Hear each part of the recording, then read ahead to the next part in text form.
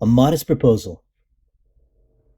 It is a melancholy object to those who walk through this great town or travel in the country when they see the streets, the roads, and the cabin doors crowded with beggars of the female sex, followed by 3, 4, or 6 children, all in rags, and importuning every passenger for an alms. These mothers, instead of being able to work for their honest livelihood, are forced to employ all their time in strolling to beg sustenance for their helpless infants, who, as they grow up, either turn thieves for want of work, or leave their dear native country to fight for the pretender in Spain, or sell themselves to the Barbados. I think it is agreed by all parties that this prodigious number of children in the arms, or on the backs, or at the heels of their mothers, and frequently of their fathers, is in the present deplorable state of the kingdom a very great additional grievance, and therefore whoever could find out a fair, cheap, and easy method of making these children sound and useful members of the Commonwealth would deserve so well of the public as to have his statue set up for a preserver of the nation. But my intention is very far from being confined to provide only for the children of the professed beggars. It is of a much greater extent, and shall take in the whole number of infants at a certain age, who are born of parents in effect as little able to support them, as those who demand our charity in the streets. As to my own part, having turned my thoughts for many years upon this important subject, and maturely weighed the several schemes of our projectors, I have always found them grossly mistaken in their computation. It is true, a child just dropped from the dam may be supported by her milk for a sole a year, with little other nourishment, at most not above the value of 2 shillings, which the mother may certainly get, or the value in scraps by her lawful occupation of begging. And it is exactly at 1 year old that I propose to provide for them in such a manner, as, instead of being a charge upon their parents or the parish, or wanting food and raiment for the rest of their lives, they shall, on the contrary, contribute to the feeding and partly to the clothing of many thousands. There is likewise another great advantage in my scheme, that it will prevent those voluntary abortions and that horrid practice of women murdering their bastard children, alas, too frequent among us, sacrificing the poor innocent babes. I doubt more to avoid the expense than the shame, which would move tears and pity in the most savage and inhuman breast. The number of souls in this kingdom being usually reckoned 1,500,000, of these I calculate there may be about 200,000 couples whose wives are breeders, from which number I subtract 30,000 couple who are able to maintain their own children, although I apprehend there cannot be so many under the present distresses of the kingdom. But this being granted, there will remain 170,000 breeders.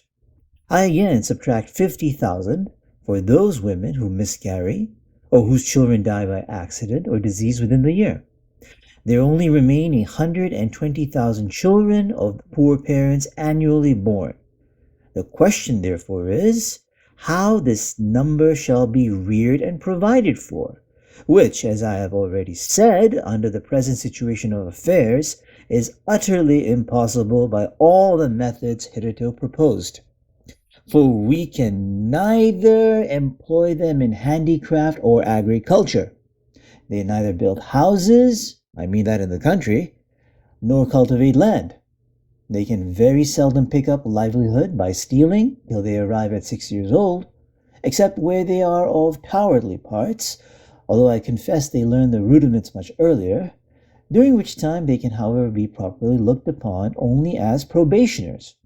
as I have been informed by a principal gentleman in the county of Cavan, who protested to me that he never knew above 1 or 2 instances under the age of 6, even in a part of the kingdom so renowned for the quickest proficiency in that art.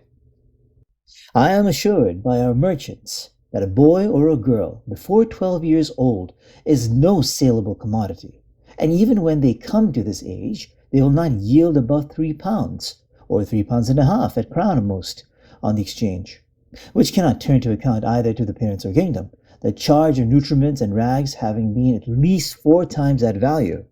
I shall now therefore humbly propose my own thoughts, which I hope will not be liable to the least objection.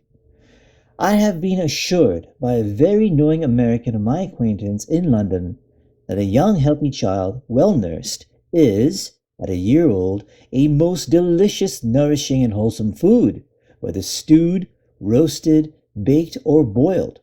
and I make no doubt that it will equally serve in a fricassee or a ragouste. I do therefore humbly offer it to the public consideration, that of the 120,000 children already computed, 20,000 may be reserved for breed, whereof only 1/4 part to be males, which is more than we allow to sheep, black cattle, or swine, and my reason is that these children are seldom the fruits of marriage, a circumstance not much regarded by savages. Therefore, 1 male will be sufficient to serve 4 females. That the remaining 100,000 may, at a year old, be offered in sale to the persons of quality and fortune through the kingdom, always advising the mother to let them suck plentifully in the last month, so as to render them plump and fat for the good table.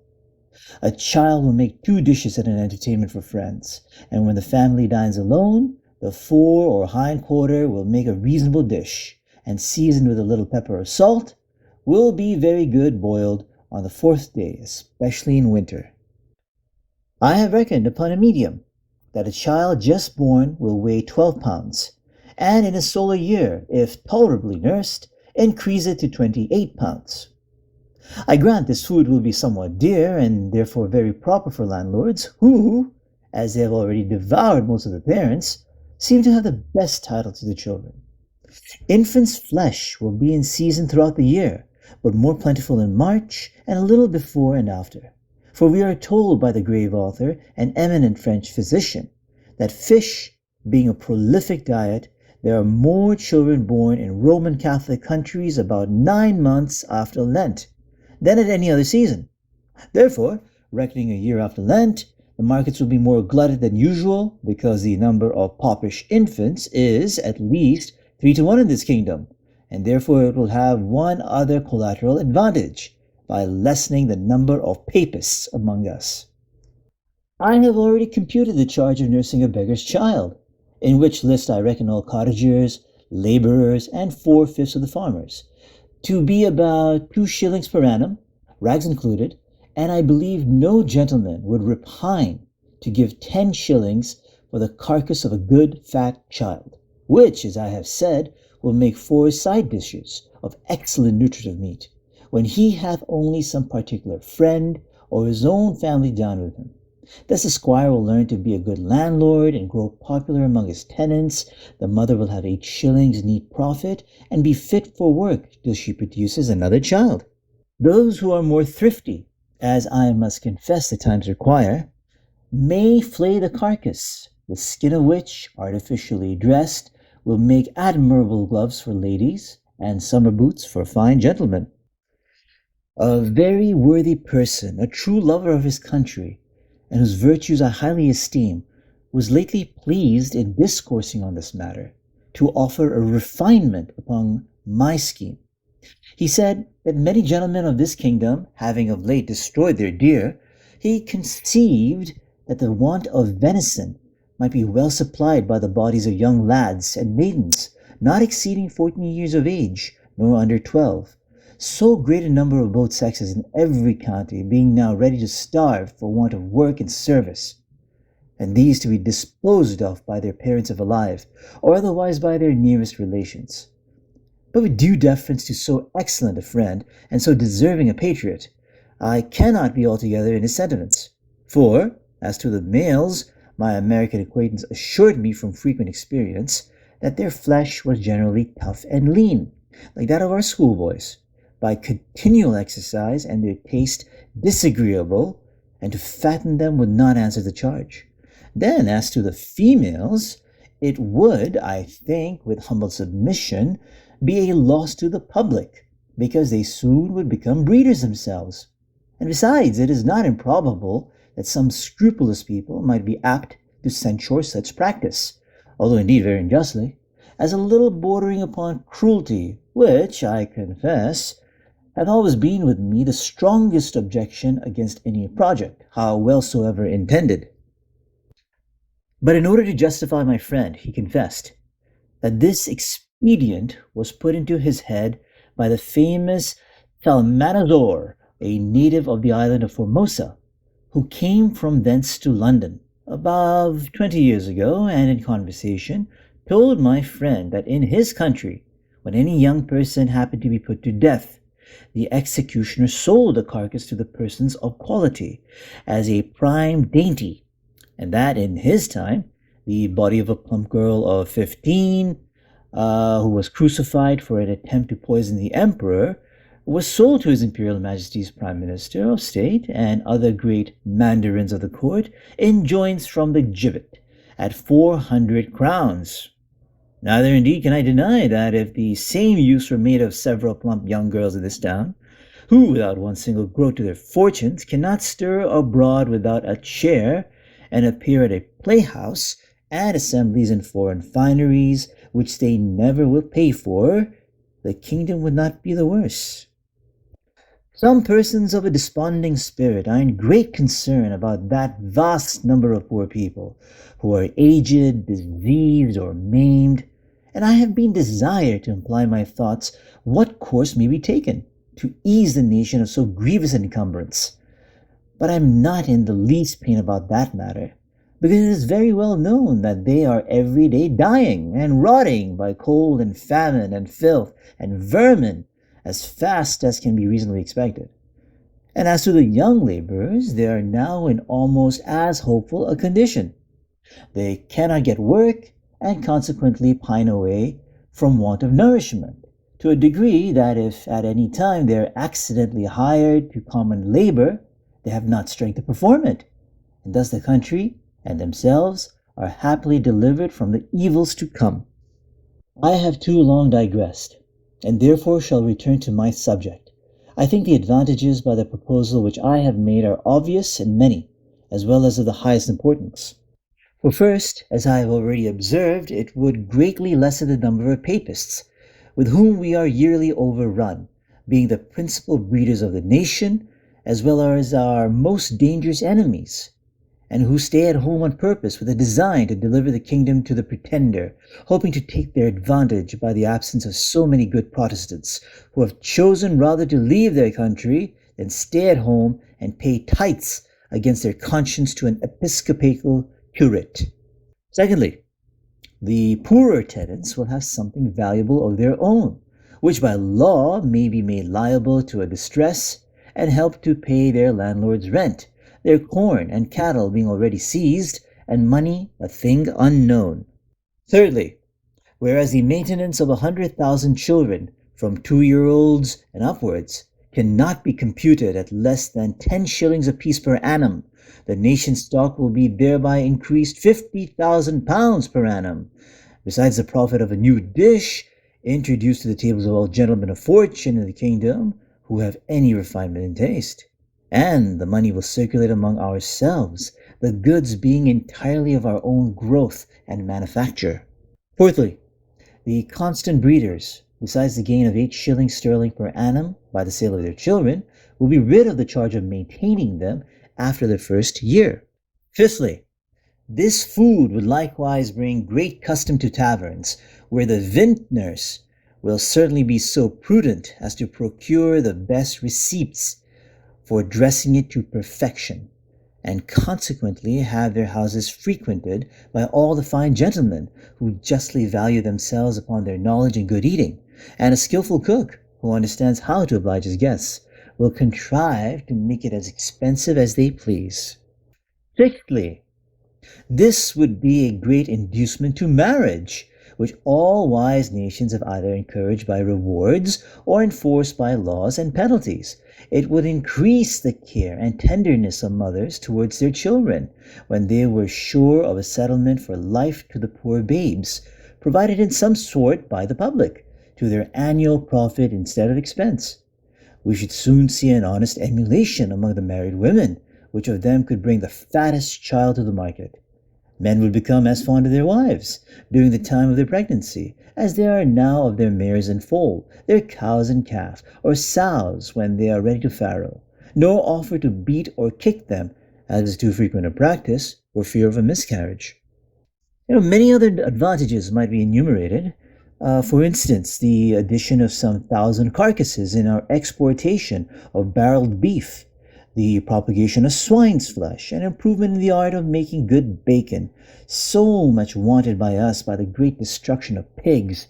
too frequent in our tables, which are no way comparable in taste or magnificence to a well-grown, fat yearling child, which roasted whole will make a considerable figure at a Lord Mayor's feast, or any other public entertainment. But this, and many others, I omit, being studious of brevity. Now, supposing that 1,000 families in the city would be constant customers for infants' flesh,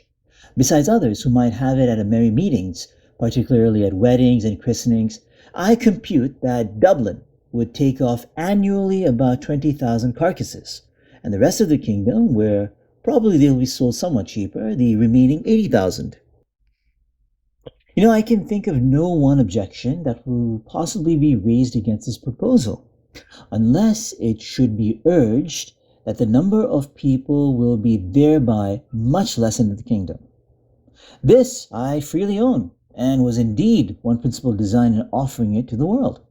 I desire the reader will observe that I calculate my remedy for this one individual kingdom of Ireland, and for no other that ever was, is, or, I think, ever can be upon earth. Therefore, let no man talk to me of other expedients, of taxing our absentees at 5 shillings a pound, of using neither clothes nor household furniture, except what is of our own growth and manufacture, of utterly rejecting the materials and instruments that promote foreign luxury, of curing the expensiveness of pride, vanity, idleness, and gaming in our women, of introducing a vein of parsimony, prudence, and temperance, of learning to love our country, wherein we differ even from Laplanders and inhabitants of Topinambu, of quitting our animosities and factions, nor acting any longer like the Jews, who were murdering one another at the very moment their city was taken, of being a little cautious not to sell our country and consciousness for nothing, of teaching landlords to have at least 1 degree of mercy towards their tenants. Lastly, of putting a spirit of honesty, industry, and skill into our shopkeepers, who, if a resolution could now be taken to buy only our native goods, would immediately unite to cheat and exact upon us in the price, the measure, and the goodness, nor could ever yet be bought to make one fair proposal of just dealing, though often and earnestly invited to it. Therefore, I repeat, let no man talk to me of these and the like expedients till he hath at least some glimpse of hope that there will ever be some hearty and sincere attempt to put them into practice. But, as to myself, having been wearied out for many years with offering vain, idle, visionary thoughts, and at length utterly despairing of success, I fortunately fell upon this proposal, which, as it is wholly new, so it hath something solid and real, of no expense and little trouble, full in our own power, and whereby we can incur no danger in disobliging England. For this kind of commodity will not bear exportation, and flesh being of too tender a consistence, to admit a long continuance in salt, perhaps I could name a country which would be glad to eat up our whole nation without it. After all, I am not so violently bent upon my own opinion as to reject any offer proposed by wise men, which shall be found equally innocent, cheap, easy, and effectual. But before something of that kind shall be advanced in contradiction to my scheme, and offering a better, I desire the author or authors will be pleased maturely to consider 2 points. First, as things now stand, how they will be able to find food and raiment for 100,000 useless mouths and backs. And secondly, there being around 1,000,000 of creatures in humane figure throughout this kingdom, whose whole subsistence, put into a common stock, would leave them in debt 2,000,000 of pounds sterling, adding those who are beggars by profession to the bulk of farmers, cottagers, and laborers with their wives and children, who are beggars in effect.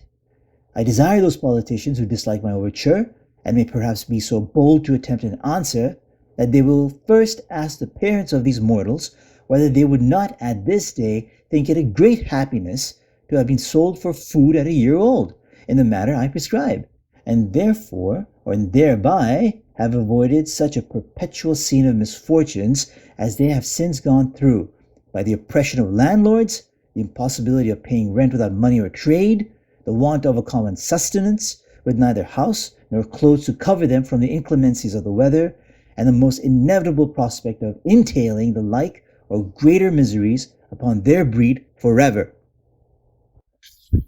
I profess, in the sincerity of my heart, that I have not the least personal interest in endeavoring to promote this necessary work, having no other motive than the public good of my country, by advancing our trade, providing for infants, relieving the poor, and giving some pleasure to the rich. I have no children by which I can propose to get a single penny, the youngest being 9 years old, and my wife past childbearing.